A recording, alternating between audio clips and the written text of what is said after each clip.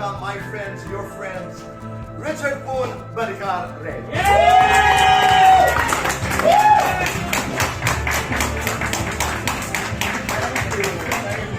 I kind of laid low from showbiz starting mga 2017, 2018. Tapos I just felt like there's like a spiritual component. I just felt like God was making me shift. There's like a new season. And we also, at the time, we also wanted to focus on our small business. Yun, parang mas gusto ko na mag-change yung scenery din. Sa akin, actually, bumawi na lang ako dahil physical, parang dehado na. So, I think ang nagustuhan niya iba, which is the conversation, the honesty. No? Yun talaga ako eh.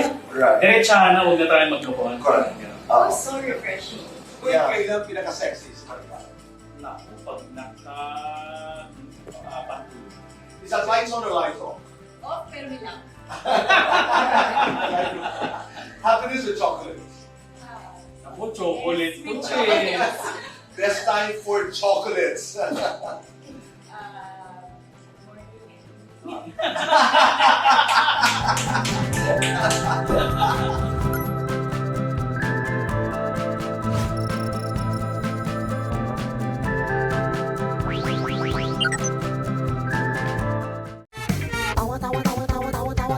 Anytime, anyone, anyhow. Halika manood at sumigaw. Anywhere in the world, everybody in the house. Click and subscribe now.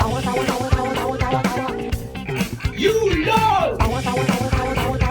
Click and subscribe